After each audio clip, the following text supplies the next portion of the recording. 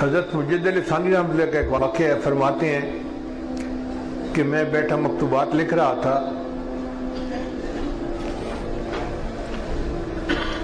تو قلم جب ذرا نہیں چلتی تھی تو میں اس کو اپنے بائیں ہاتھ کا جو انگوٹھا ہے نا اس کے اوپر ذرا ایسے چلا لیتا تھا، ٹھیک کر لیتا تھا، لکھتا رہا پھر مجھے بیت الخلاء کی ضرورت محسوس ہوئی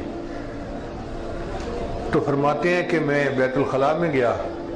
جب بیت الخلاء میں بیٹھنے لگا نا تو میری نظر اس سیاہی پر پڑی تو مجھے خیال آیا کہ یہ وہ سیاہی ہے جسے میں قرآن و حدیث لکھنے میں استعمال کرتا ہوں، اور اگر میں یہاں قضاء حاجت سے فارغ ہوں گا اور استنجا کروں گا تو یہ سیاہی تو ناپاکی کے ساتھ مل جائے گی، یہ اس کے ادب کے خلاف ہے۔ میں نے اپنے تقاضے کو روکا اور بیت الخلاء سے باہر نکل کے اس سیاہی کو پاک جگہ پر دھویا۔ میرے اس عمل پر اللہ نے الہام فرمایا، احمد سریندی میں نے تیرے سب گناہوں کو معاف کر دیا۔ اب کتنا چھوٹا سا عمل ہے، لیکن چونکہ اللہ کے نام کا ادب، چیزوں کا ادب تھا، اللہ نے اس لیے معاف کر دیا۔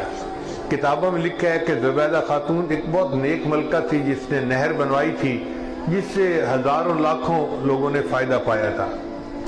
جب فوت ہوئی تو کسی کو خواب میں نظر آئی، اس نے پوچھا زبیدہ آگے کیا بنا؟ کہنے لگی کہ اللہ نے میری بخشش کر دی۔ اس نے کہا بخشش تو ہونی تھی، تو نے تو نہر زبیدہ بنوائی تھی، اتنا لینڈ مارک کام کیا جو لوگوں کو اتنا فائدہ پہنچایا۔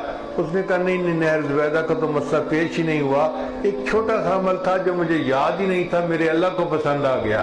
اس نے کہا وہ کون سا عمل؟ کہنے لگی کہ میں ایک دفعہ دسترخوان پہ اپنے محل میں عورتوں کے ساتھ بیٹھی کھانا کھا رہی تھی، جب میں نے لقمہ سالن کے ساتھ لگایا تو میں چاہتی تھی کہ میں لقمے کو کھا لوں کہ اچانک مسجد سے اللہ اکبر کی آواز بلند ہوئی، اذان کی آواز آئی۔